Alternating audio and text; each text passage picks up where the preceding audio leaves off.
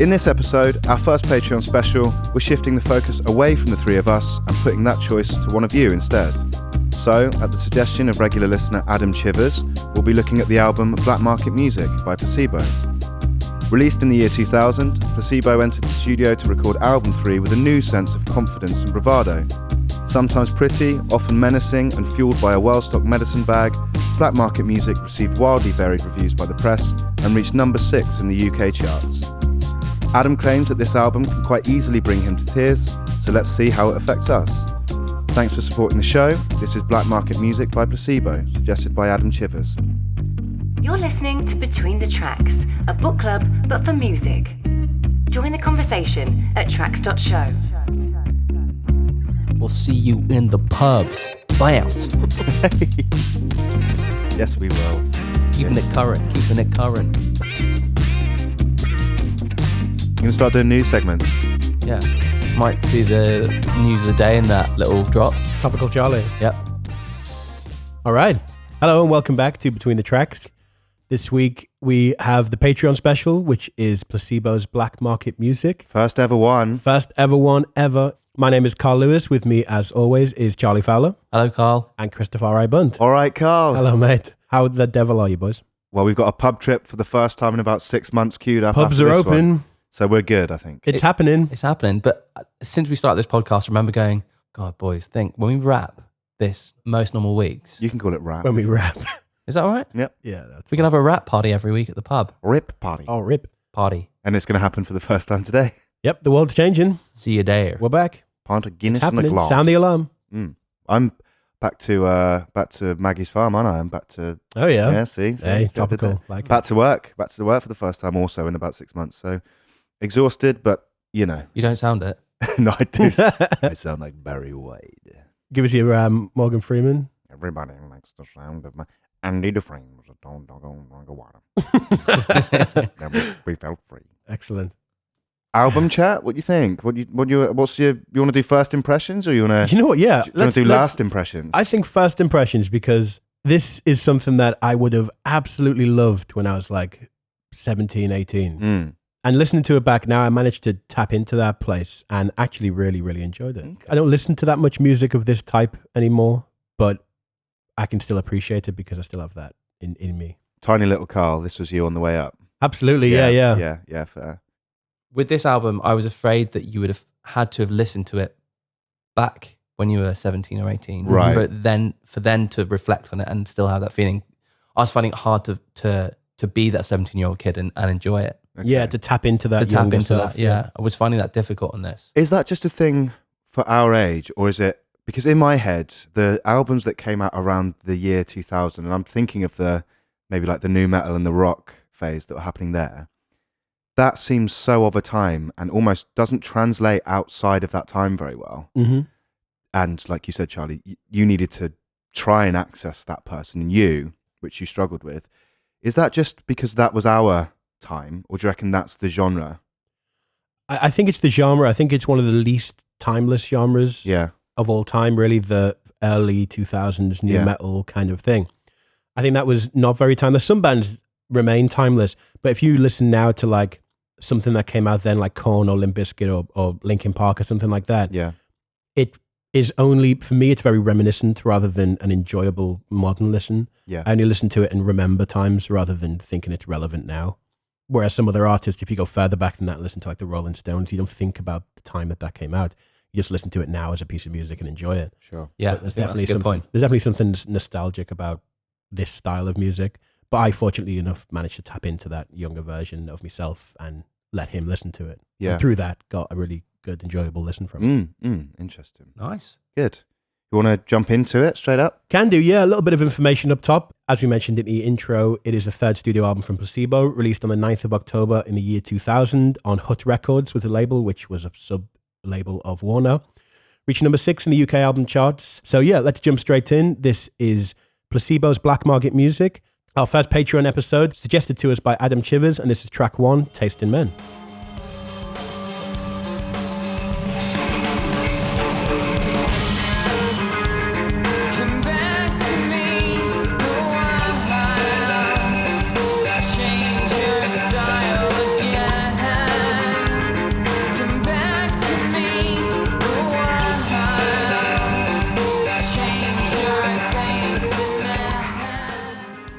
That was track 1, Taste in Men. First single from the album, released 17th of July in the year 2000, reaching number 16 in the UK charts.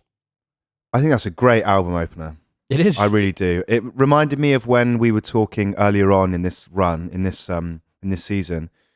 It was probably even the first episode when we were talking about imagining openers for a show. Mm-hmm. I think it was that. Yeah, it would have been. It was when we were listening to Snail Mail. Yeah. And I was imagining what this would feel like as the opener to a show, mm-hmm. with that great bass riff. And that's a Pink Floyd bass riff, right? Yeah, so the whole thing samples a song called Let There Be More Light by Pink Floyd. Yeah, that blew my mind. Going back to it, I was like, really? It's crazy. Yeah, look, I'll play it for you now. Like, which is fucking cool. Yeah. That is a great riff, right? Isn't it? Roger Waters hamming it up. And this was Syd Barrett era. Just after, I think. Just after he left, yeah. Second album, Source Full of Secrets.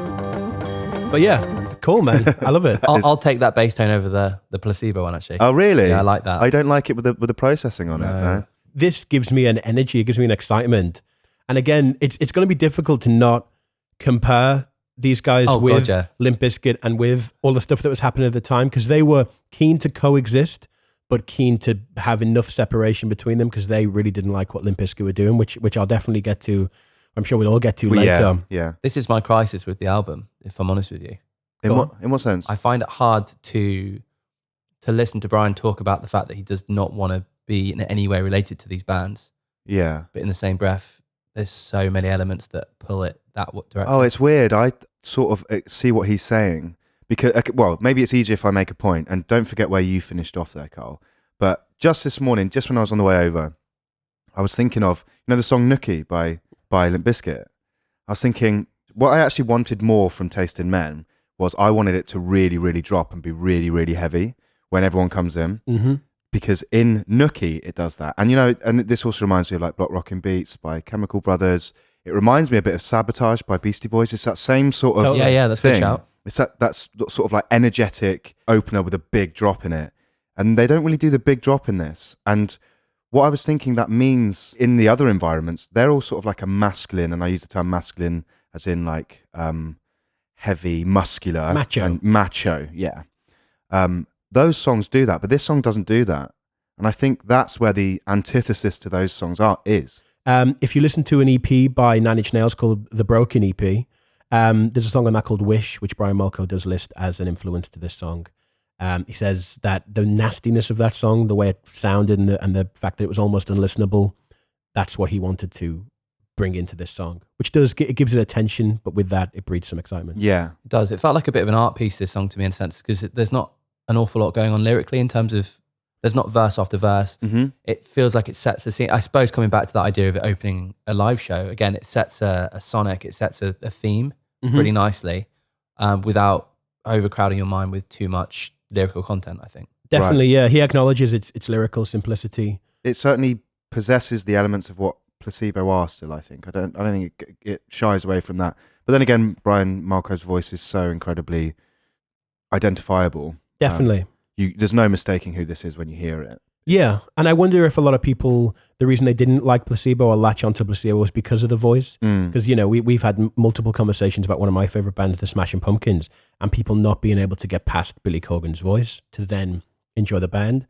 And I wonder if that his voice is a bit of a gatekeeper to the fan base. Yeah. But, that he is unfaltering with that. His voice sounds like that throughout everything they've ever done. He's not hiding behind it. So yeah, let's move on through and hear more of that. So this is track 2, Days Before You Came. Days before you came, thunderbolts and lightning, each day a brand new vein, each tourniquet colliding. Didn't want you anyway, didn't want you anyway, didn't want you anyway, didn't want you anyway. Won't you join me now, babies are looking. That was track 2, Days Before You Came. So that feels more like the Placebo that I know of, I think, Yeah. than Taste in Men does, I think. I actually really like this song. I do. This album was produced by Paul Corkett, who was a mix engineer. He also did Front of House for The Cure, So in the live show, Front of House being the engineer that looks after the sound of the audience here. Yeah, he was doing Front of House with The Cure, and he came in and produced this album. He'd worked with him before, and he worked on The Cure's albums as well. And I do love the production of this album, but I don't adore the mix. Okay, yeah. So in this song, there's some moments that when it picks up into the chorus part, I guess, or the pre-chorus where it's heavier, it just isn't deep enough for me. Yeah. I feel like that, I don't know, it seems like the dynamic range of it just isn't deep enough for me to get a real like, oh, there it is, like a drop. Yeah. I don't know whether that's a calculated thing or a mixed thing, but it just doesn't really do it for me. But I still really enjoy the songs. Like I love this song. This is probably one of my favorites on the album, but it's just not deep enough. With Noisy, they ask him about they ask him to rank his albums, and this comes out as his least favorite album, Brian Molko's. And he talks about this album feeling quite flat and colorless. Mm-hmm. He talks a lot about color. I think, and I guess what that means, if you to translate that, is probably about dynamics and variation. And yeah, he says this is quite a monochrome album. Mm-hmm. Represented by the artwork as well. And I feel the same. I feel like dynamically, I want more from it personally. Yeah, most definitely. And that doesn't take away from the songwriting for me. It's more the execution. Right. And he says that in that same interview, he talks about how it doesn't really conjure up any euphoria to him. Right. Okay. And the songs have the potential for that in my personal listening of it. Yeah. But it just doesn't seem to smash that mark.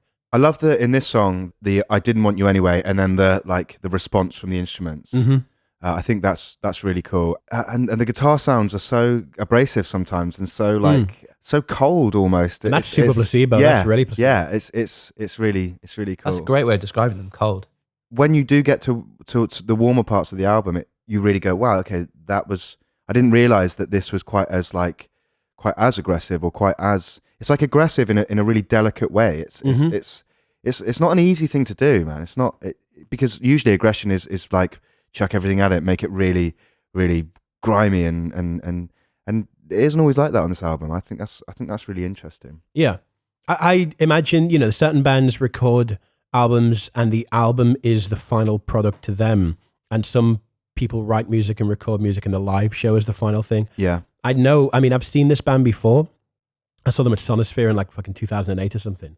And I remember it being good, but I only really knew Pure Morning was probably the only song by then that I'd known. Yeah. And imagining this live, like when I hear these songs and I talk about the dynamic range and it being a bit thin, I'm like, but I can imagine it goes off live. Like I can imagine that to be a real overwhelming experience live. Yeah, yeah. Especially watching the couple of live videos I'd done in the research. It's like just tops off, dressed in drag, just going nuts. And that to me, I just love it. It taps into that whole Manson like live, really raw kind of thing. Talks about Marilyn Manson a lot, actually, in a lot of the he does, interviews. yeah. That and he calls him Satan. Yeah, he refers to him as Satan.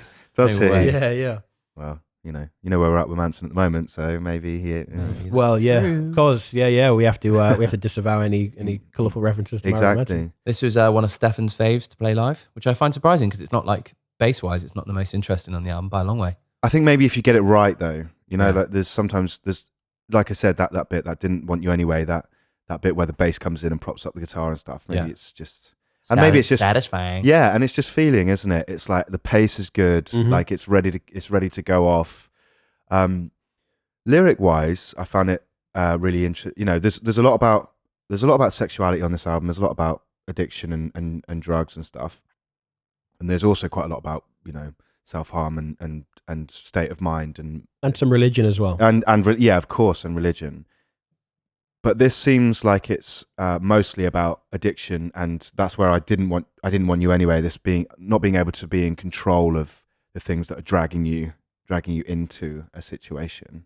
Yeah, which is something that they also they revisit again later on in the album. That's definitely a recurring theme. I think I saw somewhere Brian referred to this as this song being about drugs and love and the effects of the combination of the two. Yeah. And so there's a lot of times through this where addiction can be in a guise of drugs when it's actually talking about love and vice versa. Yeah, exactly. But it's left open to interpretation. It's quite cool as well. I got a quote from him here saying that my lyrics are definitely getting less and less autobiographical, less like a diary and more like stories. But at the same time, I identify with all the characters within the stories. It just that the narrator's voice isn't always mine. Yeah. Right. Okay. So I thought that's quite a good, because I wanted to understand how he was writing it in this album. Yeah. And I think that sums it up quite well, actually. Yeah, that's fairly decent, actually. Just as a little introspective moment in my mind and how I go off on some things here. I just looked into Horn of Plenty, that's the line, that being cornucopia, so that's in Greek mythology. It's the two lines are towns that change their name and a horn of plenty. And I was thinking what that meant. I went down this whole rabbit hole of like, well, Horn of Plenty, cornucopia, does that represent a certain place or whatever? And there's some places in America that they have this. So the cornucopia is it a goat's horn? I think lamb's horn. No, it's a lamb's horn. It's the Lamb of God, isn't it? It's the lamb's horn. Yeah, I was looking at this in America and in like Idaho and North Carolina and stuff. They have these in there. I'm not going to say coat of arms, but it's part of their branding. What branding? their state branding. And then also, I was just tracing through what that whole Horn of Plenty thing and that whole cornucopia thing is, and it often alludes to the supermarkets of America as well. I was thinking what that meant. This is the definition of a rabbit hole. Do you know what? Dig yourself out, thinking, boy. Okay, and I went into this whole thing. I was like, okay, what towns have changed their names? And why would they have done that? And it's probably to like entice, to change the branding, as you said, the branding of a town. And I don't even know how to like round the sentence off. I don't know. Is it a statement on consumerism or something? It probably is. And talking about supermarkets and talking about branding and talking about consumerism. Oh fuck! I know what you're about to do. Let's have a little think about that whilst we move on to track 3, which is called Special K. Fuck off.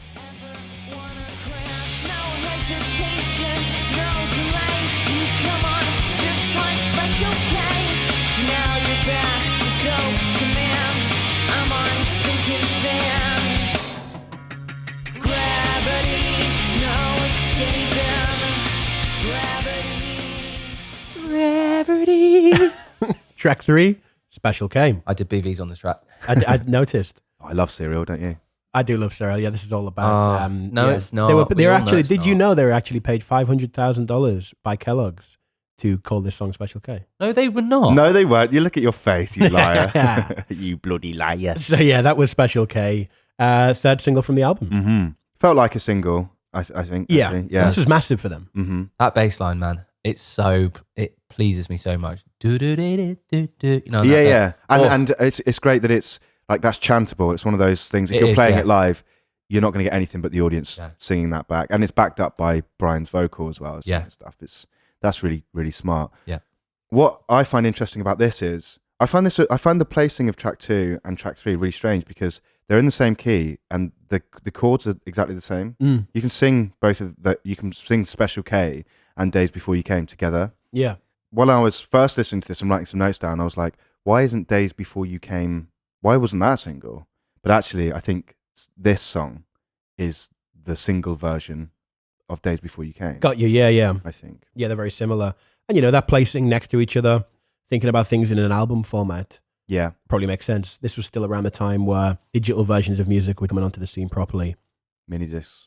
Bring back those mini discs. I think you're the only person that both of us know that ever had one. Nah, that's not true. That you still have a collection? Nah, someone stole it. Did they? Yeah. God, they probably burnt it because it was useless. Nah. Out my car. Was it out your car? No, I think no one has a mini disc player in a car. No. Yeah, no, I guess you could. If you've got a sweet tape deck, then straight in on that, innit? In the headphone port. Like you would your Alba CD Walkman, Did you Could you buy mini disc versions of an album? Were they always just like No, they were all rips. Right, got you. Good. Well, I mean, I'm coming out so confident in that. It could be absolute bugs, but I've never seen a branded one. I think it was like a floppy disk. It was like you could stick stuff on it. Floppy disk. All right. Hey, still see them, No. Floppy disks. Keyboards. You get like an old Yamaha DX7 to load the sounds in. It's all on floppy disks. I see. Okay. There you go. All right, there you go. Anyway, tangent over. I once, on the subject of tangent floppy disks, continued. Tangent back on. I was working with a band who had a Yamaha DX7, and one of the floppy disks, they had it, and it had all the sounds, and they were a Fleetwood Mac band. They were doing all the shit, and all of the sounds for the what's her name? Not Stevie Nicks, Christine McVie stuff was on this DX7 floppy disk, and I had to make a backup of it. So I had to buy a floppy disk, external floppy disk thing for a MacBook. There you go. Still got it somewhere. So this was the third single, but wasn't eligible for charts. Did you read that? I did read about They had a this. tough time with this, didn't they? Yeah. So initially they wanted to release it as a 2-part CD set, but radio refused to play the song because of the drug references in it. And they took to the website and said the following. They said, the British music industry, which has recently been championing disposable, facile pop and music which promotes homophobia, misogyny and violence, has, in its infinite wisdom, taken offense to the lyrical content of our new single, Special K. This, combined with our ongoing dissatisfaction with the 2-CD system, since we feel it rips off genuine music fans, has forced us to take the decision to bypass the system completely. Special K will therefore be released on one single, available at regular CD single price, and comprise of 8 items, which will make it non-chart eligible. Well, there you go. We feel it's the There you best go. deal for our fans, and that it drives home the statement that we don't care about chart positions. Pretty badass. Yeah, yeah. He said, though, that this single isn't about drugs. He said this is about the holidays. This is about your Christmases, your Valentines, and loneliness during that period, and hating those times when you're expected to be, you know, enjoying it and surrounded by people, and not everybody actually has that opportunity. Was Did you that know- so he could get it back on radio? He was like, actually, Probably. Well, maybe that was... I've seen him say both, because I think it's written as a very thinly veiled metaphor, Right. where I think the actual meaning is about love and holidays and stuff like that, veiled in a ketamine veil. cave. Because I took a quote from it, said, Special K compares the rush of falling in love with the rush of coming up on drugs. That's a theme that runs through the album, and that's what people get addicted to most in life, love and drugs. And they're often the same. People have the same reactions to both, and that theme runs through our work. This idea of addiction, whether it be to people, emotions, substances, or situations. So I think he's juxtaposing the two against each other and using metaphors to stick with the placebo theme of let's all get wild on drugs, but also showing some love. Do you see the video for this this song? The Is that where he goes in the I little did. spaceship? Yeah. yeah, it's great. But this is the whole thing that Adam was talking about. When I Yeah. listened to this, I was like, yeah, I get it. And even the coloring of the video and the special effects at the time and everything, that this video was the thing that did the best to transport me back to my 17-year-old self. And I was like, Yeah. oh, I feel it. Watching Kerrang with a bloody cup of tea, being like, what the fuck's a cup of tea? Definitely. Yeah. Video's worth a watch, though. It's all filmed at the Lord's Cricket Ground. That big building is the media centre at the Lord's Cricket Ground. It looks insane. It was built by someone called Future Systems. It was built down in Kerno, boy. Built down in Falmouth. Bloody get on. All the best Yeah. stuff is Durland. It was the first all-aluminium, semi-mono... How do you say that word? Monocoque, but French. Cool. C-O-Q-U-E, Monocoque, which means one penis. single shell. No, one shell, single shell, where the load is supported by its external skin, such as an eggshell. So it's just And the such as first a penis. semi-monocoque building in the world. That one. So going back to, we mentioned earlier about religious themes through the album, there's a lyric in this song that says, or are you just my seventh seal? Which, after a bit of reading, the 7 seals are mentioned in the book of Revelations.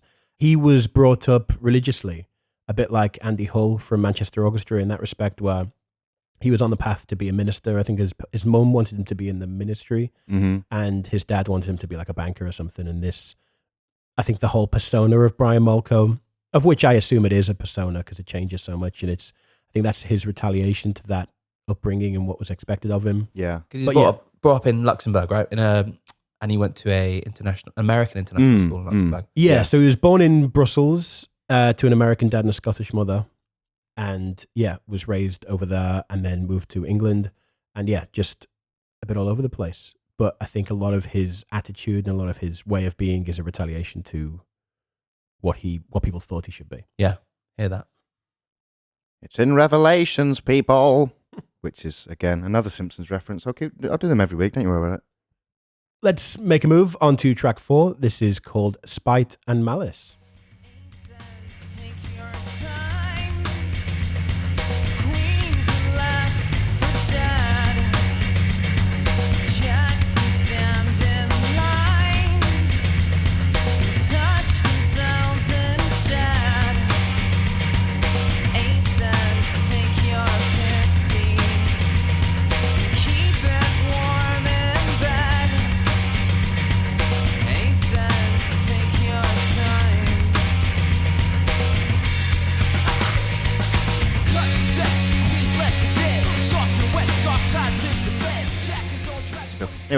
Anyway, oh shit, we're live. Let's do it live. We're doing a podcast. We'll do it live. Fuck it. Do it live. I'll write. May I kick this one off? Yeah, that was track 4, Spite and Malice. So Brian says about the origin of this tune, He says it was a song that started off being more about homophobia, but it took more of a political bend when the May Day riots happened and people started smashing stuff. It'd be good if I could talk. Stuff up. Those events directly influenced that song, and I think the band has taken more of a political edge. Did he say bend or bent? It would be bent. Political bent, I'm going to say. Well, that's what it was, but that didn't make sense to me. No, it's political bent. Oh, no. cool. Doesn't matter. Keep it in. Keep it on in. So yeah, someone during the May Day riots in London stuck a big green mohawk on Winston Churchill's statue. And I think Brian Molko just found that hilarious. And that kind of inspired him to, I think it inspired the writing process of this song. I think when he saw that, he was running around the studio shouting dope, guns and fucking in the streets. And that obviously made its way on the record. That was influenced, from what I can see, from the White Panthers. Did you see right. that? Yeah. The White Panthers was an anti-racist movement born from Michigan. I think it included members of the band MC5. That's right, yeah. I think the person who founded the White Panthers was then also the manager of the MC5. Got you. There you go. Yeah, his name was John Sinclair. That's John Sinclair, there you go. And the tagline for that movement was rock and roll, dope, and sex in the streets. Right. And then obviously he went for dope, guns, and fucking in the streets.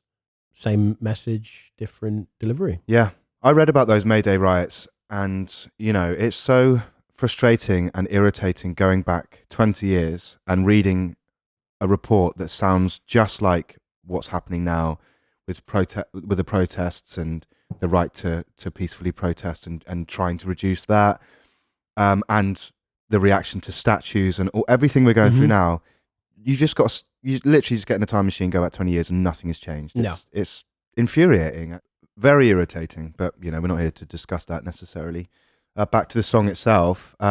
This one was my struggle on the album. Personally, this is my struggle because this one is the most dated, isn't it? It is. This one belongs there, doesn't it? I think. And this is, I know I mentioned it earlier, but this is the incarnation of the problem with the album for me in terms of, that rap as much as lyrically that Justin Warfield, he's not rapping about nothing. He's obviously rapping up, some really thought out things. It just still sounds exactly like a Linkin Park record or it's like for me. I put Linkin. It's mostly like a Linkin Park. If you're gonna put a pin in a band of that time, this sounds like a Linkin Park thing. Now, I wouldn't include Linkin Park in the Limp Bizkit, Korn, I wouldn't either. Macho Man. I wouldn't either. No. I think Linkin Park were the most versatile and the most message-based band around that scene. I think some of their raps, it was Mike Shinoda. Yeah. Like he was fantastic and he was amazing. And so they're almost like an emo band, really, aren't they? Hugely, man. Especially when you listen to some of the later stuff, like remember that track "Breaking the Habit"? Dude, that was so fucking good, man. But it was so emo, but so moving. And I guess this is them trying to tap into that because they talk about Eminem and they talk about Limp Bizkit and just having no message and just being macho and homophobic and chauvinistic. And so this is probably their attempt at diluting that with their version of it. Execution wise, probably not amazing. It doesn't stand the test of time, I don't think. It's that hard thing, isn't it? I'm going to compare this to Flea, obviously from Red Hot Chili Peppers. He did his own bass video and he breaks down his style of playing, and Flea's obviously notorious for his slap bass, right? Is that where he's with Chad Smith?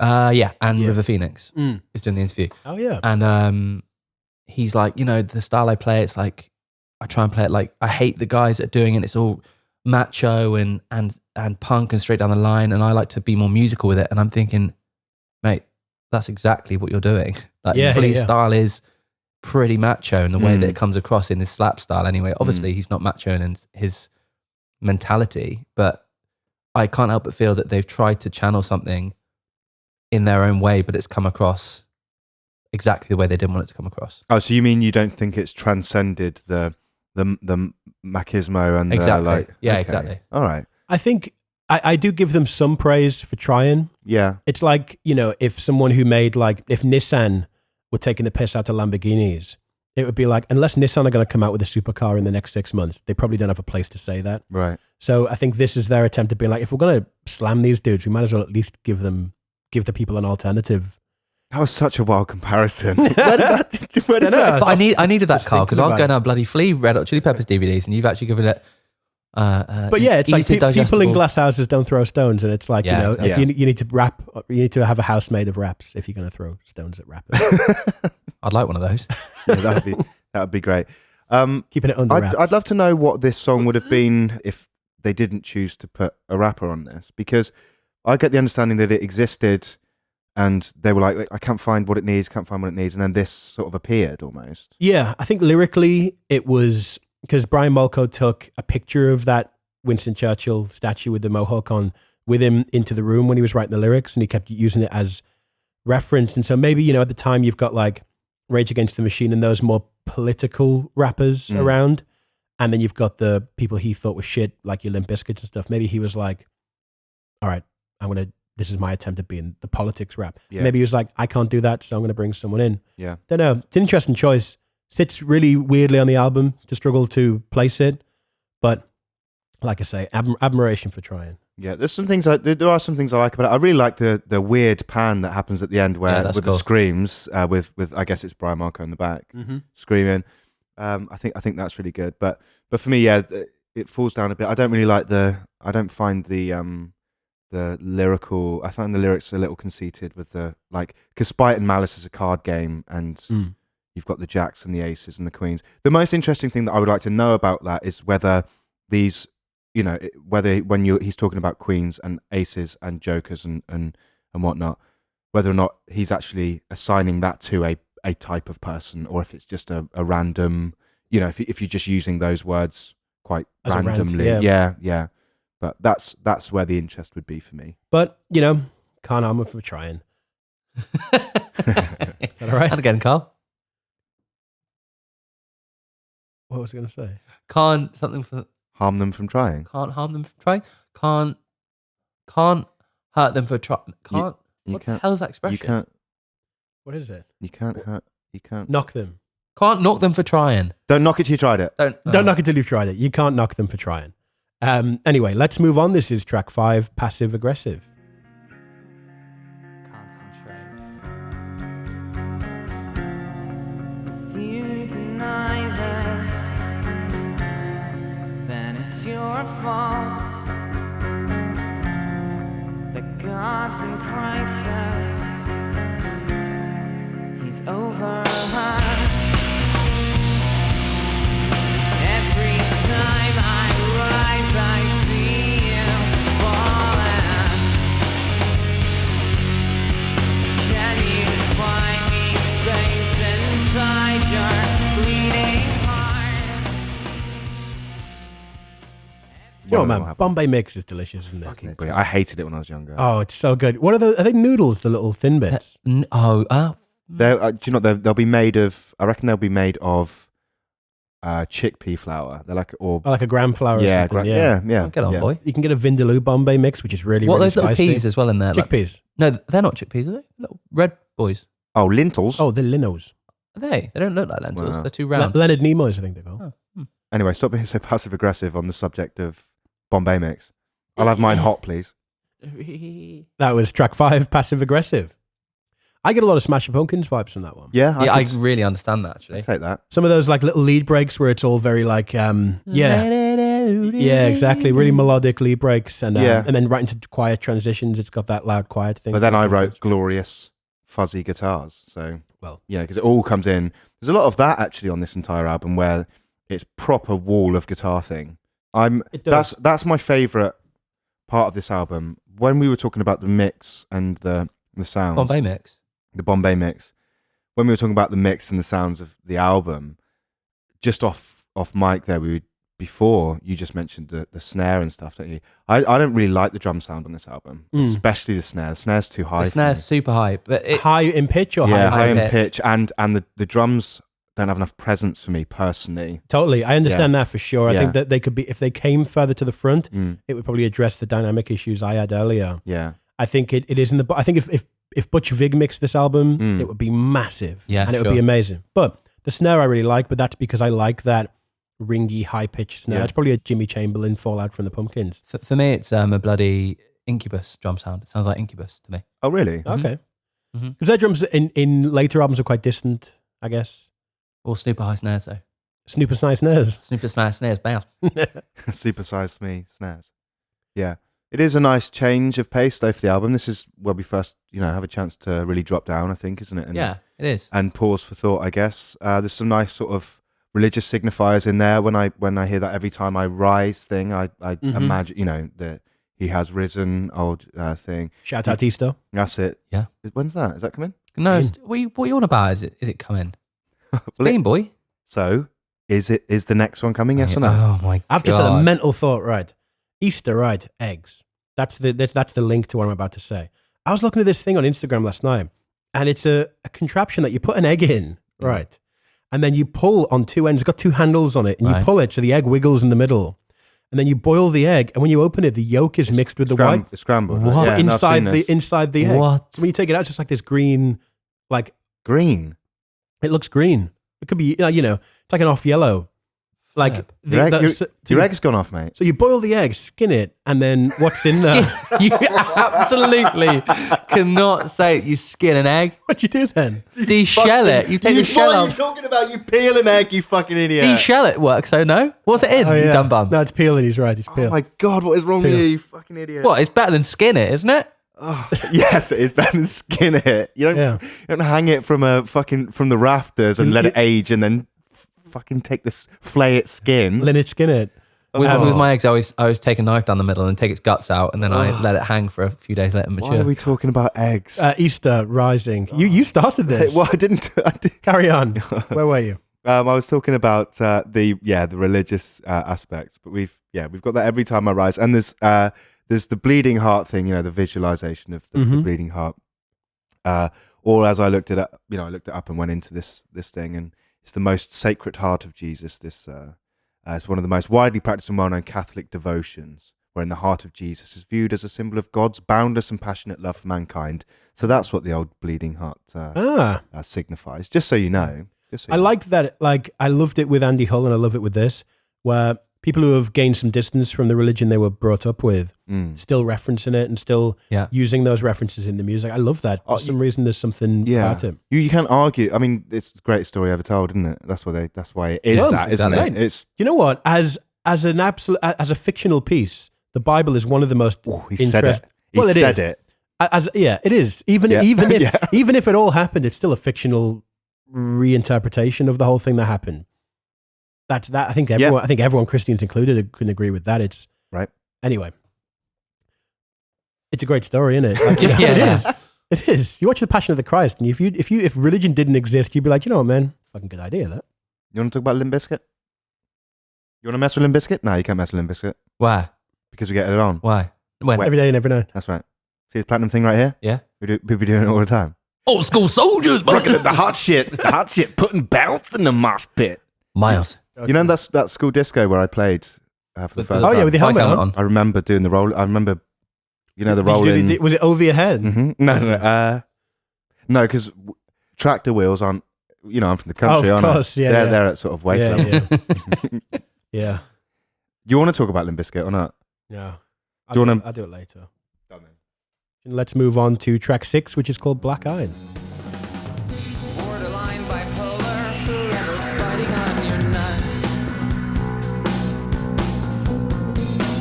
I was never grateful, that's why I spend my days alone. I'm forever black-eyed, a product of a broken home. Broken home.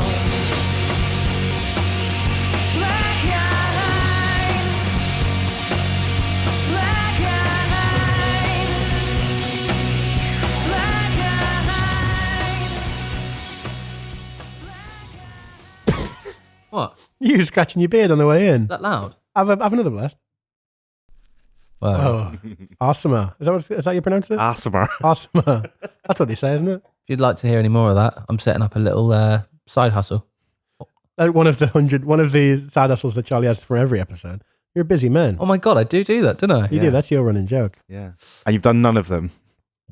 Lyrics? What was that? Sorry, I have some leftover buttons on that I just thought I'd press one to see if it fitted. It was Tom Petty. Oh, get on, boy. So yeah, that was track 6, Black Eyed, the 4th single from the album, released 8th of October 2001, pretty much a year afterwards. That surprises me as a single, you know that? Yeah. You have to contextualize things. Like if you were to look at the charts back then, it probably fits more. Yeah, you're probably right. One of the biggest That's things. a good point, Carl. One of the biggest helpers that has happened, I think you've done it the most, Chris, is bringing in stuff that happened around this album or the album in question. Yeah. Because that helps me then be more forgiving of single choices and creative choices, because I'm like, this is what was happening then. Yeah, it's true. And this is probably the easiest one to place, isn't it? The easiest time period for us to place. Yeah. You know? Yeah. And we get that big wall of guitar thing on here as well. Like huge. Yeah. I feel like the musicianship and the dynamics in the writing is so good. It just really does frustrate me how it's not. I mean, I'm going to buy this on vinyl to have a listen as well, because I don't know whether it's an MP3 compression thing that's Sure. shortening, like narrowing those big moments for me. It's funny you say that, because I put with this song, I said that I don't know if I can get on board with kind of a repetitive verse, you know, because obviously this song, it's got one kind of verse that repeats. I can get on board with that if musically things dynamically change and things move, but when it's got a standard structure and repeats and the lyrics are doing the same thing, I can't really get on board with that, because nothing has momentum. It's just doing the same thing. And like you say, maybe on vinyl there'll be more of a dynamic difference. Yeah, it's got all the parts for me. All those like little psychedelic bits. Yeah. I love. It's got all the parts. Some of the guitar parts in this entire album are really, really interesting. Yeah, especially those little lead lines. Yeah, I can never guess where they're going. I know that there's a big Sonic Youth influence on Huge, yeah, Brian yeah. Malko, isn't there? But and it certainly seems like there's that in there. Actually, that probably is my favorite. My favorite part of the album is the way that the guitar lines and stuff are approached. They tie in really nice. Yeah, they almost they never quite sit in the usual. They never sit in the comfortable, predictable area, and that always gives it that's what gives this its own identity. Totally, and that's what always fascinated me with Billy Corgan, again going with Smashing Pumpkins. It was never something that you would. It's not just a pentatonic little lick. It's a real thought out or not thought out thing where it's playing by ear rather than playing by shapes. Yeah, but yeah, I love it. And they were, as far as I could tell, I think at this point they were. I didn't see that they were touring with anybody else but the three of them. I think they were just a three-piece. It looked that way. Yeah, that way. You know, killing it as well. Yeah, but they wanted this album to sound super live as well, didn't they? And loud and live. Yeah, but you know, we're talking about it being, you know, watching a few live videos earlier, and that's the beauty of this, isn't it? So you can hear this and go, "There's nothing live that isn't going to be there." Mm-hmm. Yeah. Which, you know, if you take some records now, you're like, my God, this sounds lackluster. How are they going to do that live as well in some ways? Yeah, someone's going, yeah. But yeah. I think they moved on from that in the next album, on Sleeping with Ghosts, I think that was them then leading into synthesizers and keys and stuff. Definitely, yeah. Yeah, I think. Which is funny because, again, all these topics, we spoke about that with... Tame Impala, wasn't it? Yeah. Oh, yeah, of course. It was Tame Impala. No, it was embracing that, like, all synthesizer. Yeah, from aspect. lonerism into currents. Exactly. Yeah. What I like about this song is the self-deprecating nature, because people love to hate Brian Malko, and you will fall on one side of the fence. There's no one who goes, he's all right. It's either I love the guy or I fucking hate him. And I fall on the side of I actually quite love him. I love that he was always he was a bit like a Liam Gallagher in that he loved to be hated in a way where he would just live the rock star mentality. Seemed it, yeah. And everything he would do was, he loved pissing people off. And there's a line in this song, it says, borderline bipolar, forever biting your nuts. And he explained in an NME article that lyric is him acknowledging the fact that he's an irritating little shit at sometimes. And winding people up the wrong way just seems to be part of his nature. Even if it isn't intentional, it's something that he does without trying. It's his cross to bear, but he's learning to live with it. And he talks about that quite a bit in various interviews, where, especially around this time where where I think they were all starting to grow up a little bit once this album was recorded, and they seem a little bit more together in the interviews I was reading. There's an archive of all the press interviews for this on the Placebo archive or something. Yeah. And I read through them. And one, it gives you an insight into how fucking cool press was back then, like Kerrang articles and stuff. You forget when you don't look at these magazines anymore, but everything is just like shits and fucks, and everyone's going nuts. Yeah, and it's really good. Although, just to jump right in there, I did find it really interesting where all of these, all the lads mags were dominating as well at that point. Yeah. And you go back and you go to FHM and stuff like that, and you read some of the questions, man. I'm like, wow, God, we've changed. Oh, we wouldn't man. ask half of the questions there. Mate. I found some of that reading a bit heavy, and I was like, wow. There's some of them where it starts off and it's like, you look a bit like a woman. Why are you doing that? Like, was one of the FHM ones? Yeah. And he's like, oh, well, I play into that. So that's why I started wearing makeup, is because it confuses people. But it's like, hi, my name is Barry Manilow. Nice to meet you. Why'd you look like a girl? It's like just mental stuff that would nowadays you would just be absolute cancellation. No, it's somewhere else on one of the other songs. Maybe it'll come up. I write down some, just from one article, I just write down some really interesting questions. Yeah. Like, just imagine being an interviewer asking I know. questions. It's mad. And because they all had a personality then, they were in themselves icons. Yeah. So let's move on. This is now track 7 called Blue American. I wrote this novel just for you. It sounds pretentious, but it's true. I wrote this novel just for you. That's why it's vulgar. That's why it's blue. And I say, thank you. I say, Track 7, Blue American. I quite like the feel of that, It's nice. It's somber, isn't it? Very, very somber, isn't it? And it's one of those, I've started paying more attention now to songs that hit the middle of an album, because it feels like in the past episodes, there's always been a connotation drawn to that, be it with the staves, the middle album being a point of safety to go back to the roots. Yeah. And with, people tend to hide in the middle of the album. I feel like he's doing the same thing here. He's being quite confessional, quite vulnerable, quite open, taking down the guise of Brian Molko and being Brian Molko, the original version. Yeah. He references in interviews that he doesn't, when people talk to him about the way he presents himself, he's like, well, I don't walk around in the house in fishnet stockings and makeup. It's like, he is a character. And I feel like this pulls that character away. He says it's 3.5 minutes of self-disgust in American style. Absolutely. Yeah. And he's attacking a lot of things. He's going against his culture, his history. He's going against psychiatry, and there's a lot of confrontation in this song. And then after that, he has that second verse where he addresses his mum. Yeah. Dead ahead. And it's really nice because he says that he did that in the purpose of hoping that she might like that. It is him actually addressing his mother. It's not a metaphor or a character as he has done in some other songs. He says that, normally she's probably quite disapproving of their work and the messages that they put across, but he hoped that this might put a smile on her face and just let her know that he does still love her and he is still her boy. Yeah. And I quite like that when he says that the last line of that verse is like isolated. There's no instrumentation. All the instruments have dropped out, and it's just that. Hi, Mum. Hi, Mum. Yeah. It's a classic, but calling the song Blue American, it's a classic American thing that it's the running joke of people, of normal people, if you will, or the general public being on TV. The old running joke is always, "Hi, Mum, I'm on TV." Yeah, sure. Yeah. And it's that kind of thing. It's almost looking down at his mum, not in that way, but from the heights of his success and being like, "Hi, Mum," like a direct message to her, which is really sweet. There's a few other little lyrical nuggets in here that people may or may not know the definitions of, I guess. Uncle Tom, I guess people probably would know. So the Uncle Tom trope, he's this sort of fictional slave. He's from a book called Uncle Tom's Cabin, which was actually the biggest selling book of the 1800s, actually. And it's written by this abolitionist, Harriet Beecher Stowe. So it's from 1852.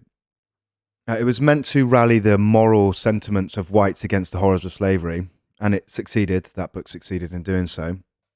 But the character of Uncle Tom, so I'm reading this here, has become synonymous with servility and self-hatred. So that's what that Uncle Tom character represents. And alongside that, we also get ebonics. Now, ebonics is, or ebonics, I would assume it's ebonics, meaning black speech. This is from the Linguistic Society I'm reading here. So it's a blend of the words ebony, so black, and phonics for sound.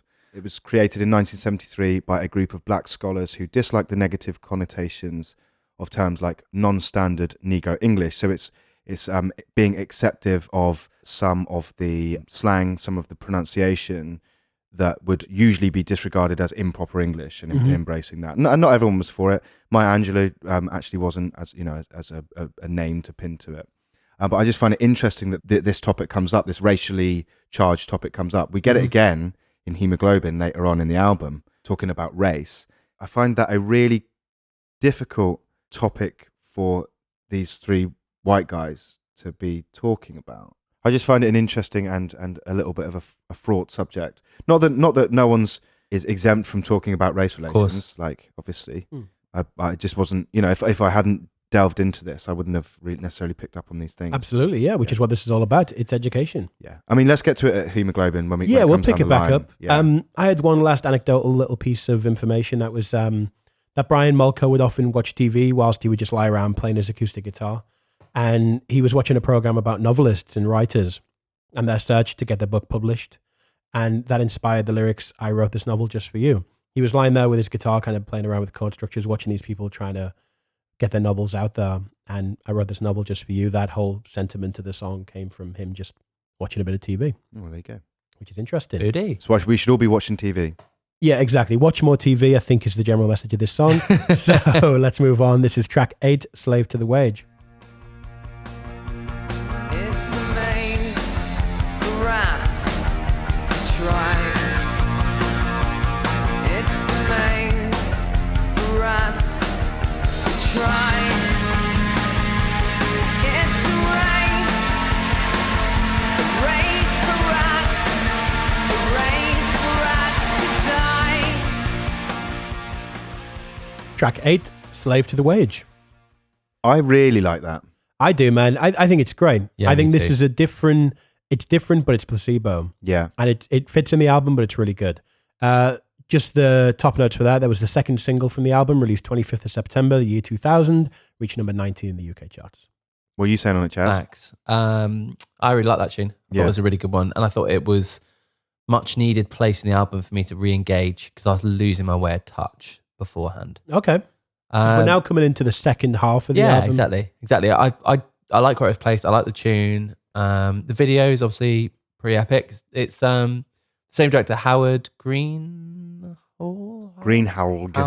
Greenhalgh. So he's done a few videos for Placebo. Yeah. Mm-hmm. The video feels very Matrix to me. Of that kind of era and that kind Same year. Yeah. There you go. When I watched it, I was assuming it was going to be the same director as Plug-in Baby, you know, Muse's Plug-in Baby, and it is. He is it? Yeah, oh, nice. He directed that video. Good too. shot. Yeah, because it's that same thing. I mean, it's a similar concept where they're sort of like peeling off their skin in here, and in Plug-in Baby, you've got like all this body dysmorphia stuff and metamorphosis in that video. So, did you ever watch? Right, there's one for you. Did you ever watch when you were a kid? Maybe, well, we would have been what, early teens. Remember Rock DJ by Robbie Williams came out? Yeah, and after the Watershed, the video would change. Yeah. So you'd watch it in the daytime, and it would just be like Robbie Williams doing some rollerblade, and you'd be like, "Man, this is a fucking jam." And then at nighttime, he would do the same thing, but he would peel all of his skin off until he was just organs and then a skeleton. That's bloody That was horrid. fucked. yeah, but That was when the Watershed counted for something. Yeah. Because I remember the clear distinction of knowing I was up late when I'd be flicking through the Mate, music channels. When Robbie Williams would come on and put Yeah. I'd be his skin staying up off. for WrestleMania, and in between fights, Yeah. I'd put fucking MTV on. Get scared and then watch someone get suplexed. Yeah, exactly. Yeah. yeah, and what's this? Smack my what up? Smack my. Okay, Yeah. I'll What's watch a this bitch? one. What? Yeah. Is this what going out is? Yeah.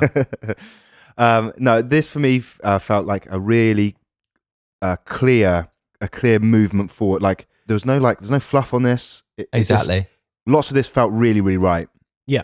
It's not clouded by anything. I guess is what I'm trying to say. Mm-hmm. Love the guitar parts and Everything fits on this everything. tune. Just really does well. Yeah, that's as much as I need to say about it. Really. There you go. Yeah. This has been Between the Tracks. Ladies and gentlemen, good night. God bless. So let's talk about Scott Peering. I guess this is a good time to bring him up. So Scott Peering was a music publicist in the industry for a long, long time. He was one of those people that would take your music and get it played on radio, get you TV slots. He was just the gatekeeper to that side of things. And he would be a very good, people would lean on him for approval or disapproval of the music. They'd be like, listen, do you think this one should be a single? And he'd be like, I don't think I'm going to get you much with that. And so on. And the whole album was dedicated to him. So this entire album was dedicated to Scott Peering, who died of cancer, unfortunately, in January the year 2000. Also, the Stereophonics dedicated their album Just Enough an Education to Perform, which was dedicated to Scott Peering as well. And the song being called Slave to the Wage was after hearing about Scott dying. This is when Brian kind of wrote those feelings into a song. Right. And so he says, Slave to the Wage is a song about not working yourself into an early grave. The day I recorded the vocals to that track was the day I found out that Scott Peering, the legendary plugger and our friend, had died. And I was thinking about him that morning. There was a cloud that was hanging over us that day. I strangely felt his presence in the room. And it's interesting because he was known as a workaholic. He lived and breathed the industry and the music and worked himself really hard. And I guess that's what this song is kind of addressing. Okay. Definitely doesn't seem to wallow in that sentiment, does it? It's like, you know, when we were talking about Euphoria earlier, and this album lacking it, I think that's what Brian was saying, wasn't it? Mm-hmm. This feels really elevating, this song. It feels really euphoric to me.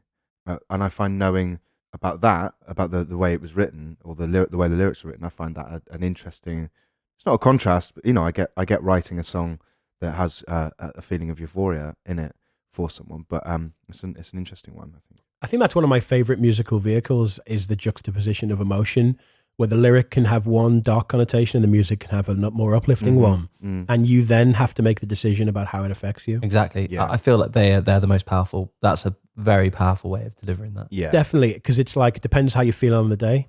If you're in a bit of a bad mood, you might listen to it, or if you're in a down mood, you might listen to a song like this and be quite somber about it. Or if you're in a good mood, you can still listen to it. It's not your sad song. Yeah. Well, like I said earlier up top, I am back in work this week, so it's the slave to the wage sentiment comes in, and then just in rounding off that point, we do get a mention of Maggie's Farm in there as well, which is a Dylan song. Mm-hmm. I love that whole sentiment because it's something that I don't feel like people acknowledge enough. Well, being a slave to the wage. Being a slave to the wage, it's like, you know, everything in this world is a construct, including especially money. And so we all go through our lives mindlessly being a slave to the wage or being a hamster on the wheel in an environment that we didn't choose to be put into. This is something that is a construct, you know. The idea of freedom is one that lives within a box and within a vacuum. And so songs like this always really speak to me. It was always that, what was that song? Bittersweet Symphony by The Verve. And you've got that, try to make ends meet, you're a slave to money, then you die, was one of their lyrics. And it's always so poignant for me because it's true. It's like you spend your whole life thinking that validation and success and everything means you've done well in this life. But realistically, your business and your successes are not going to be at your funeral. And they're not going to come with you when the time comes. This is it. Very poignant. Poignantly said. So don't worry about your 2.4 children and your 1.2 goldfish and your 3.6 cars. Exactly. Yeah. You might read that quote out, man. That's a good one. Oh, you said read that out. Hang on. Did you? That's from a quote from Ryan. It'd be amazing if you just accidentally said that. Oh, no. Yeah, that was just me, mate. No, so the quote, where should I pick this up? Actually, the song tells of an individual, believe in yourself and have the courage to chase your dreams. If you do, the rewards at the end are tenfold versus doing what your parents tell you to do. Get a good job, get married, have 2.4 children, 1.2 goldfish and 3.6 cars. To a lot of people, that's the epitome of personal success, which is why so many people go through a midlife crisis. People reach a point in their lives and go, is this it? And it's true, man. We all do. That is the midlife crisis where people start to, it's the classic, you know, dad went out and bought a red car. It's like, you do get to a point in life where you're educated through it that in school, you go to school, you do good, you get good grades, you're going to get a good job. You do all of that stuff expecting that by the time you become an adult, everything's going to be fine. And you've paid your dues as a young person. And when you get older, there'll be no problems because you followed all the right steps. Yeah. When you get there and realize that that's not the case and things are, you know, you're no more happy than the person down the road, you start to question that, which is why you then try and change things up and leave your wife, buy a red car and move to Florida and start gambling. Sell your gold watch. Sell your gold watch, yeah. So it's an interesting concept in general, man. Great song. Yeah. But can we move on to a commercial for Levi because time is money? Let's do that, eh? Time is money. Hey. Hey, I like what you did there, Chris. I do. This is track 9, a commercial for Levi. Choking Trojan, you're the one who showers all his golden spunk and bestiality while it's Santa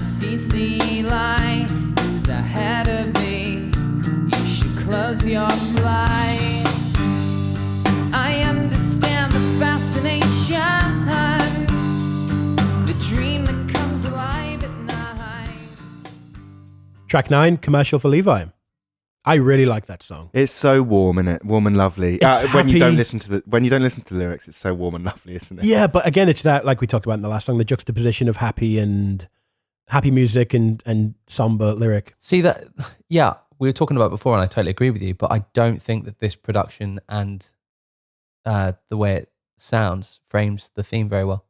No, but I think that's a purpose thing. Yeah, no, that is that's, yeah, but I feel like sometimes, like you say, you can listen to it one day and you go cool, and then the other day you listen to it another way. But with this, you can't listen to it in that sense because it isn't uplifting enough or dynamic enough to push you into a certain mood. I think it just sounds. To me, personally, it doesn't work. Okay. Personally, well, that's good. We've got some contrast on it. Yeah. To me, this fills the gap of you remember. I think it was the Foo Fighters' first album. You got Big Me on there. Mm-hmm. And Big Me, to me, was always a jokey tune that didn't really fit. It was just like this real happy little ditty. And this filled that void for me, where it's got that like... It's not similar in any way in terms of musically, but it is that happy, jovial little ditty in the middle of the album. Yeah, I don't think it doesn't work personally. I think I quite like... I like its extreme juxtaposition. There's a great shopping list in there. You got Trojans, you got Valium, cherry wine, Coke, ecstasy, and you got a little. Have you logged into my Ocado account? I don't know. Is Ocado too middle? I've also got golden showers written down. Is that something you would have ordered, or? No, I don't order those. Oh, okay. That's mine. That's my list. They come with the flag. Piss on people. Yeah, pissing on people. Oh, it smells. Piss. No, I do like it. I like the warmth of the entire thing. I like the darkness of the lyrics against it. This is where I wrote down those FHM questions, actually. Okay, let's hear them. This is what they asked. Questions. 1. Ever had that dream where you're having sex with Madonna, but her vagina has teeth? That's one question. Second question. So have you boffed anyone famous? Third question. Boffed. Boff means fart, man. No, it doesn't. Yeah. Boff. Yeah. Oh, boffed. That's what they call me in. Well, I'd rather you boffed on me than boffed me. You've gone a bit pale. Is it because I boffed? Is it? Okay. Yeah. That's what I got called in school, though. Boff, isn't it? Is it? That's a boffin, isn't it? Yeah, but a boff. Oh yeah, boff short for boffin. Yeah. Is Anyway, it? yeah, a boffin is someone who's smart. Like Walter the Softie in the Beano, he was a boffin. Yeah, exactly. Never heard him called boff though by Dennis. Well, no, because time is money. Now we can't say boffin anymore. Yeah. Question 3. A rock star's popularity skyrockets as soon as they kick the bucket. Have you set yourself a time limit on becoming a dead legend? That was the third one. Nice. Number 4. We're compiling a survey of rock stars. What's the worst porn that you have seen? Number 5. Finally, a scruples question. You're forced to play Russian roulette. Which 5 people do you invite Now, to the play answer with to that you? question was great. Yeah. I actually liked that question. Going off, I know that all I can remember is Britney Spears. He had Britney Spears, Fred Durst. Yeah. And then he said he'd bring Marilyn Manson because he'd fucking love it. He'd love it, yeah. That's funny. Or he says, I bring Satan because he'd love it. And they're like, Yeah. well, you bring the devil? And he's like, no, Marilyn Manson. That's great. So you know who this Levi guy is, do you? Yeah, so Levi Tchaikovsky, who was I didn't even get his last name, Yeah, Levi Tchaikovsky. And he was a sound engineer for the band. And he talks about, in general, let's talk about the general theme of the song, is that this song is about someone in your life pulling you away from the wrong path, is the overall arching theme of this. And the reason it's called Commercial for Levi is because one time they were in Milan, the band were in Milan before a show, and Brian Molko got a bit too drunk at dinner and left the restaurant, which is right opposite the venue, and there were some fans waiting outside. And Brian climbed on top of a Fiat Uno and started screaming, Nancy boy, doing a performance for the fans. And Levi dragged him off the Fiat Uno as the owner was approaching and waving the keys. He thought he was going to cross the road in between the two toll buses, and Levi grabbed him as a car zoomed by. So it's quite possible that he did save his life. He said, and he says this funny quote, he says, if I was a samurai, I'd have to follow Levi around for the rest of my life and take care of him until I saved his life. But my payback for this was to put his name in a song. Yeah. Dozo. So doesn't it? Yeah, so doesn't it? One of the lines I did like in this song, the spunk and bestiality of it. There's this throughout all the interviews at this period in their lives, they go on about them describing their previous tour as being a trail of blood and spunk. But did you see what he said about this, about leaving breadcrumbs? Did you see? No. He said, well, this is how the question was phrased. So during this year's tours, you've mopped up the trail of blood and spunk that you left throughout Europe last time. And Brian said, we left a trail of breadcrumbs this time so we could find our way back to the little house in the forest. But you do need to cut loose. If you feel that you deserve to, then you do. If you feel you don't, then you don't. So I quite like that they're sort of like straightening up a bit and flying right a little bit. Yeah, this album seems to serve as a time where they've straightened themselves out. I think album 1 and album 2 was absolute debauchery. Yeah. Moving on?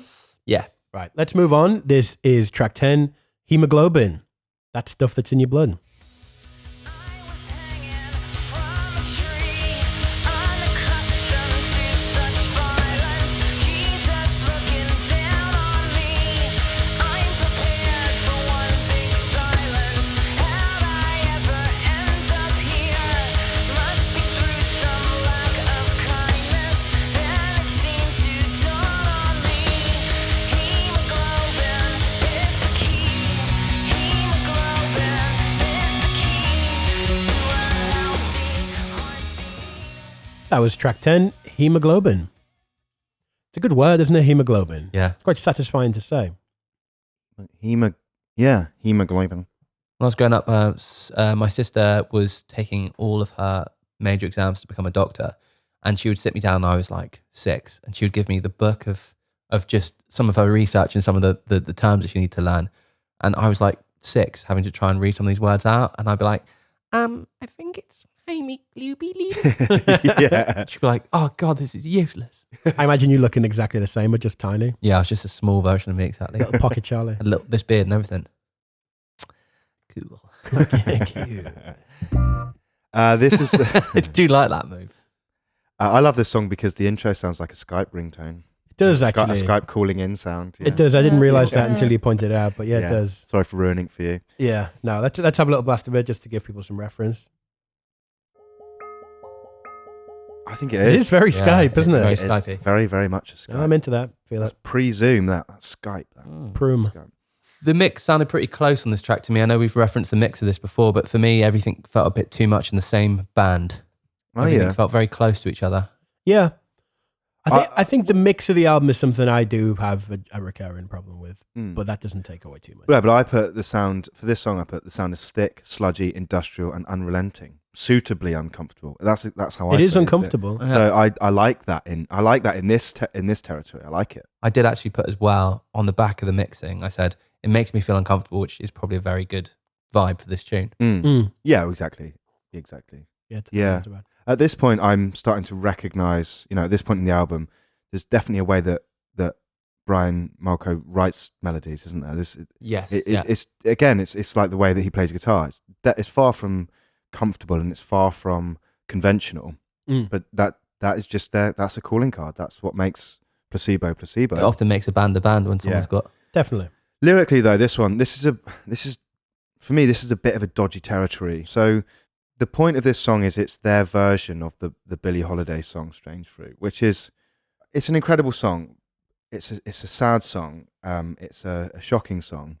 It was given the prize of Time Magazine's Song of the Century as well, which is some accolade.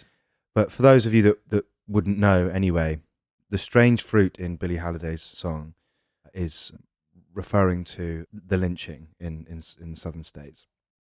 It wasn't written by her. It's actually a poem. I don't know how much you guys went into this anyway, but it was a poem called Bitter Fruit, written by a Jewish schoolteacher called Abel Mirapol. And it was from, there's a really famous photo, again, a sad photo, taken by Lawrence Beitler or Beitler, depending on how his name is said, of the lynching of two guys, Thomas Shipp and Abram Smith in Indiana.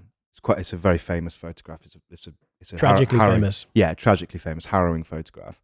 But obviously, and that's of two slaves hanging. Yeah, from a tree. exactly. And the thing is about this is my problem with this is again, it's similar to what we were talking about before. Is it appropriate for us to be talking about this in a song, to rewrite this song? I mean, the song is written from the perspective of one of the people that is one of the guys that's hanging from a tree. Exactly, yeah. So they've heard this, and Brian Molko was a massive fan of Billie Holiday's. He considers her to be one of the best vocalists of all time. Yeah. And what he's done is heard that song and heard her opinion of someone walking through and seeing the people hanging from the tree. And this song is written from the perspective of one of the people hanging from the tree, like you say. And I think it's everyone's well within their rights to discuss that. But is it? I don't know. Is it appropriate to rewrite a song from that person's perspective when obviously Brian Malco isn't going to experience that? He's not. We're in a different social climate. We're in a different time. Where he's of a different race. I just find that a bit of a tough sell, I guess. With good research, I feel like anyone, regardless of race and denomination, can shine light on issues and try and empathize with issues. Yeah. But also, you have to tread very carefully and make sure that your research is right. Yeah. The hemoglobin of it, is that him basically saying, at the end of the day, we're all the same? We've all got that in our blood. We all share that. How does that come into effect in the track? I don't know, actually. I think maybe because hemoglobin is the thing that carries oxygen in your blood, I think. Yeah. And I think when you are hung, your brain is starved of oxygen, which is how you die. Well, that's the chorus. Hemoglobin is the key to a healthy heartbeat. That's the chorus. So yeah, I guess So I think it's about hanging in kind of oxygen. I like its sound. I like this song's sound. Again, maybe praise for trying to approach a difficult subject, but well, it raises the question because do you feel like you would be having this conversation and learning about this if it wasn't for this song? Raising awareness can be a byproduct of tackling tough issues. Yeah, I'll take that. So this may have made a lot of white people think. Yeah. Because I can assume that Placebo's demographic at the time was predominantly early 20s white American standard working class people. Yeah. Who might not have had any reference to any of the stuff that happened. Yeah. So, this might shine a light on it, Yeah. But anyway, all of that to one side, let's make a move on to the next track, which is track 11 called Narcoleptic.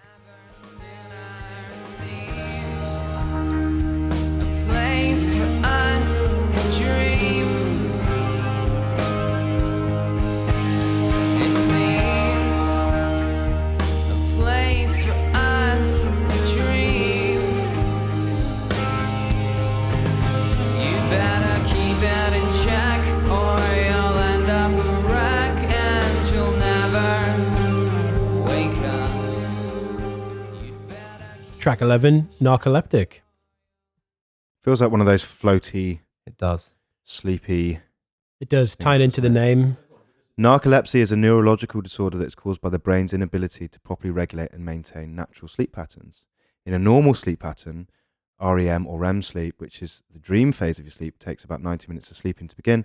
However, narcolepsy creates an interruption in the natural waking and sleeping cycles and causes those with the condition to experience REM sleep at the very beginning of their sleep cycle, and also causes random durations of REM sleep suddenly at any time of the day or night, according to the National Center for Biotechnology Information. Oh, no, this is good. According to the National Center for Biotechnology Information, canines and rodents also experience narcolepsy. Really? Wow. Yes. That's interesting because what that means is at random points during the day, you will slip into sleep, but immediately into dreaming. Yeah, I guess that's so that must cause people with narcolepsy to not really be able to distinguish reality from dream. Well, I've never met anybody with narcolepsy. I don't know enough about it to comment on it. I think Paul Blart Mall Cop has narcolepsy. The character or the character? Yeah. Oh, does he? Mm-hmm, in the film. For comedic purposes. In the film, I think because he's like lying on the floor, I think, about to fall asleep during a really difficult situation, and there's like a rusty old lollipop under the desk, and he like wiggles himself to it to get the lollipop so he can come back, which is where all of my scientific that's talking about lack of blood sugar came the blood sugar. I was like, I didn't know that was a thing. Shout out Paul Blart Mall Cop. Kurt Cobain was an undiagnosed narcoleptic, apparently. Was he? Winston Churchill was narcoleptic. Was he? No way. Yeah. Harriet Tubman, who was the pioneer of the Underground Railroad, she was a narcoleptic. It feels a bit too wishy-washy for Placebo. Does it? Mm-hmm. I think we're getting to the point where we're winding down the album now. Yeah. And so with that, I think there has to come some sense of slowing down. Yeah, that's fair. That's fair. But I don't know. It didn't really hit any kind of emotion in me, this song. It just kind of washed over. And I don't know if that was what it was supposed to do. Mm. And you were saying earlier, and I thought it was a really good point, that people kind of hide tracks in certain points of an album. Well, they can do. And I felt like this was neither here nor there. Okay. There are some nice songs. I'm with you, Charlie. In essence, I think that it's it doesn't hit home too much, really.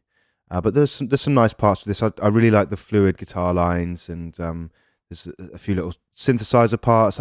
If anything, I just wish they'd been embracing maybe the synthesizer parts more often. There was room to experiment more. There was room to push it sonically, and I'm not sure if they got there. Yeah. I think that was what was coming with the next album, essentially. Yeah. Definitely. I like the idea of some contrast because I like the idea of Brian Molko being a self-confessed and self-fulfilling rock star. Yeah. And to hear these more stripped-back tracks, I quite like them. I think they show some contrast to the general theme of the album.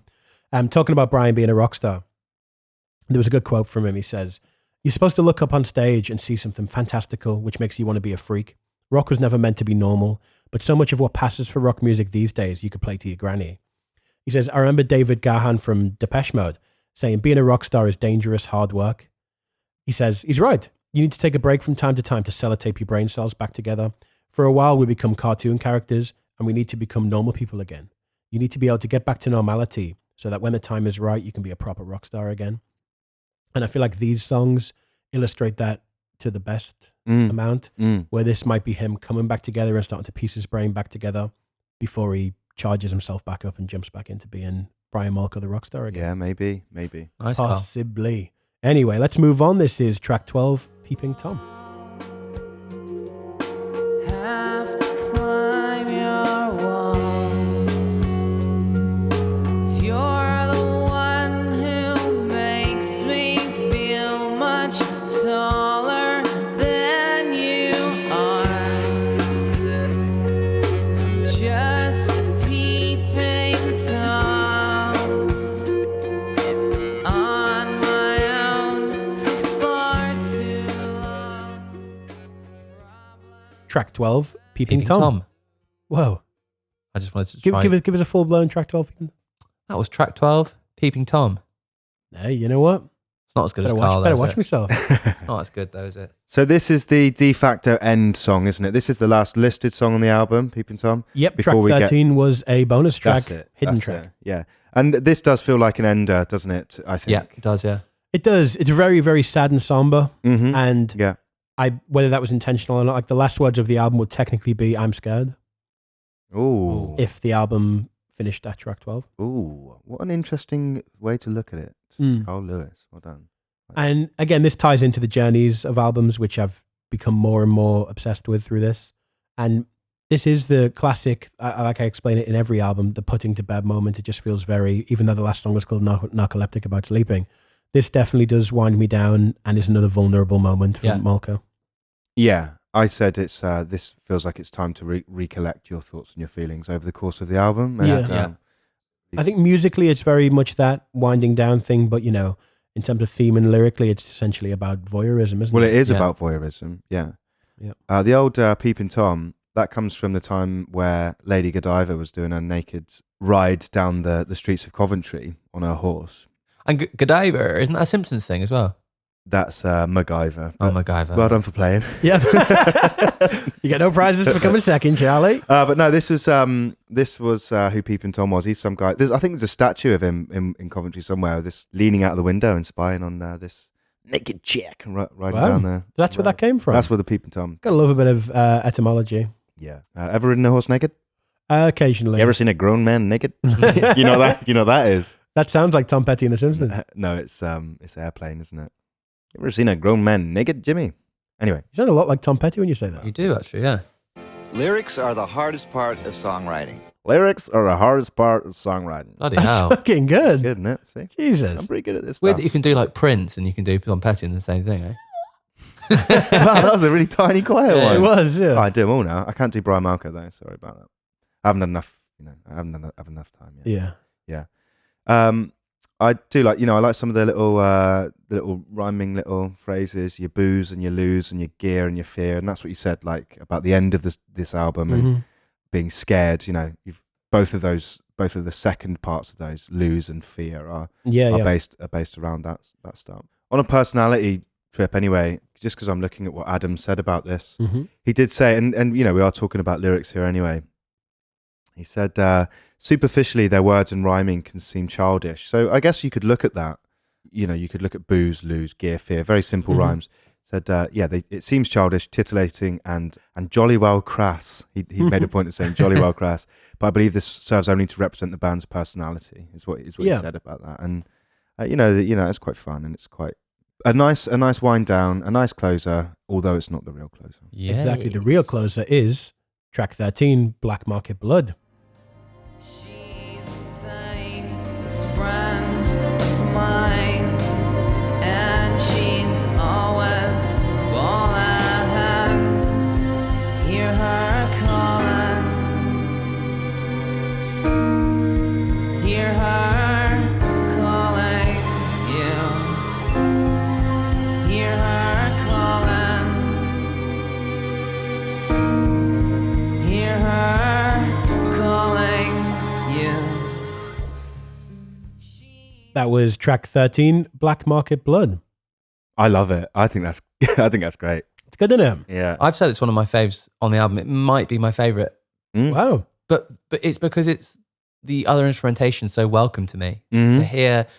Literally, that's what I wanted to hear. I think it kind of emphasizes a lot of suspense and just gives me more to bite into. And it has a lot of suspense, no resolve. Yeah. It's a Yeah. kind of climb, stop. I think it achieves darkness in a different way to the rest of the album. Yeah. Like it has the deepest and the most unknown, and I don't know, it's like some of those string phrases and stuff are pretty like horrific. They're like you know? horror- They're like horror-esque, aren't that's they? what I mean. Yeah. Yeah. It's worth pointing out that those were put together by Rob Ellis, who was PJ Harvey's drummer. He made the arrangements for strings, cellos, and vibraphones. Brian says that it reminds him of Kurt Wilde. And he says it feels a bit cabaret to him. Really? Yeah. Oh, really? So Yeah. so that's more. I guess that's more camp then, isn't it? Really. I don't know. There's something really about this that just stirs up something. It is very sinister. It'd be great on a horror It is. soundtrack. Yeah. It really would. There's some of the lyric as well, just completely backs all of that up. The flood and mud and blood, and gives this idea that this thing is almost like a living organism that's like growing and swelling and or something overflowing. And Mm-hmm. yeah, great to hear. Is a piano on it? Is that all vibraphone? Do you think? Could be piano. It's just it's cool. Love the melody. Yep. Yeah. I like how it ties in. Oh no, there is piano. Yeah, no, there is piano. I'm just rehearing it in my head. There is piano in there. Yeah. I like how it ties in with the overall theme of the album. You've got black market music being the title, Yeah. and black market blood. It's about like the black market obviously being a place where you sell things illicitly. In this situation, blood. Yeah. And in the overall theme, music. It's like I did read somewhere him describing it as like he likes the idea of that, like something being hard to obtain, Yeah. and kind of naughty to be listening to, and in this case, naughty to be talking about. I think he. Well, that's why Ties into that. Peeping Tom was quite a good record before this, as in, that's legal in some senses as well. yeah, And, starts getting into darkness. yeah, it ties into that whole theme of illicit and illegal and dark. And I put Black Market Blood into Ask Jeeves while I was online, excuse me. and apparently, one of the more recent news stories came up that there's quite a big black market business in Pakistan in particular during blood. COVID-19, offering thousands of dollars for blood plasma from recovered patients. Apparently, so No way. there is a black market blood hive out there somewhere. Wow. Mad, isn't it? Finally, we do get more biblical reference in here because we talk about Armageddon in here. Mm. I learned something from this. Armageddon isn't a thing. Armageddon's a place, actually. The apocalypse is a thing, but Armageddon is a place. Wow. So, Or is that too bloody I'll tell you, it's somewhere in bloody bridal bridge off St Ives or something? probably down St Ives way. If it's not, it'll be somewhere in the Middle East, I expect. But it's the verse is, and he gathered them together into a place called in the Hebrew tongue Armageddon. The word Armageddon comes from the Hebrew words Har, meaning mountain, and Megiddo, also Megiddon, which is the name of a city. So now you've learnt something more about the Bible. So it's just outside of Jerusalem. It's about 60 miles outside of Jerusalem. Armageddon. There you go. The film isn't about that, is it? Armageddon, the film. I don't think so. No, it's not about that. I think that's more tying it to the common sense of it being attached to the end of the world. Yeah. Okay. Well, there you go. But all in Oh. all, a decent cap to the album. I prefer that ending than if it ended with people. Me Tom. too. Yeah. Yeah. Actually, no. Do you know what? I'd prefer it if that was in the middle of the album. For sure. Not a bad signing off. That. No. Nope. So there you have it. That was Black Market Music by Placebo, suggested to us by our Patreon subscriber, Adam Chivers. So thank you very much, mate. Thanks, Adam. Thank you, Adam. That was a good one. I'm glad I listened to it. Yeah, I really enjoyed it. I learned a lot from it. Do you know what I've learned, though? And I've got no problem in saying this because Brian Malco called this his least favourite Placebo album. Yeah. And this isn't Adam's favourite Placebo album. And when I let this album run off, through on Spotify, when I got to a few other things, I was like, actually, do you know what? Placebo are worth an exploration around this, I think. Yeah. Even some of their big, just some of their singles are really, really good. Yeah, really good. for sure. They're really good. Have you got a beer then, mate? Because I could do with wetting the old whistle. This week, from our mates up at Beercraft, because they're now putting them together for us, we arrive now, and Diana's got some things ready to go for us. So, number one, I've got from Pentrick Brewing Company, I've got Jet Glow Moon, which is an Imperial Black India Pale Ale, in keeping with the very dark and foreboding feeling of the album.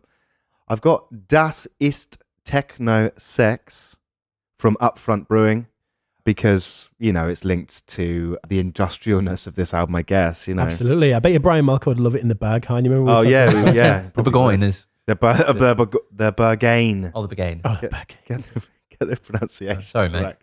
And I've got the beer Galaxies Apart from Gravity Well, because we had Gravity up in Special K, didn't we? In Gravity. The there. This one looks nice. It's very nice.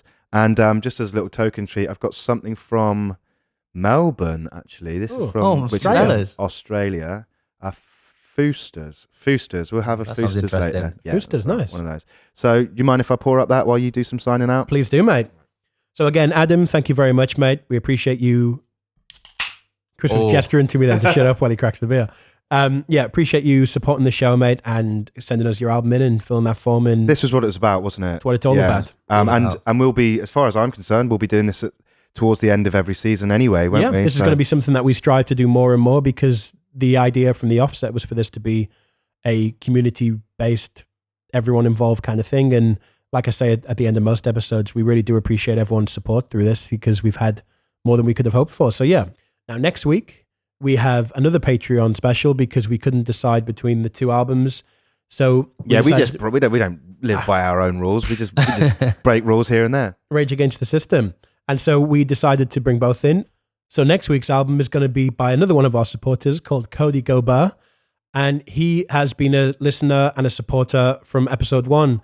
So we posted some stuff on Reddit, and he got involved and left us some replies, and it's been really supportive ever since. So Cody, thank you so much for your support, mate. Well, he's undergone a name change since the first time we talked about him, though. He has. He was with JPEG, and then he was Cody Gobert. Cody Gobert. But I'm on good information. It is Cody Gobert. So thank you you, mate. We're English, we don't deal with it. Yeah, we can't figure it all out. But yes, and his suggestion was Casey Musgrave's Golden Hour, which means a lot to all the three of us, and we'll go into all of that next week. We will indeed. We should probably get the hell out of here. So again, thank you for listening. Thank you for supporting the show. That was Placebo's Black Market Music, suggested to us by Adam Chivers. My name is Carl Lewis, Chris Bunt. Let's go to the fucking pub. And Charlie Fowler. Cheers and motherfucking go. Goodbye. Thanks for listening to Between the Tracks, a book club but for music. Written, produced and presented by Carl Lewis, Chris Bunt and Charlie Fowler. Intro and outro music by Ross Chapman and Samson Jatto. Artwork by Jim Hurd at Twin Fin Design Co. Thanks to our friends at Sennheiser for the support. If you've enjoyed this album and can afford to buy it directly from the artist, links have been added to our website.